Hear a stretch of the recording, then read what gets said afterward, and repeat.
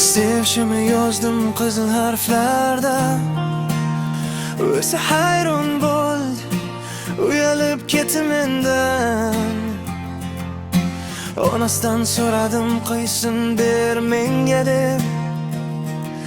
Ona aytdi jilmayib qizim faqat seniki deb.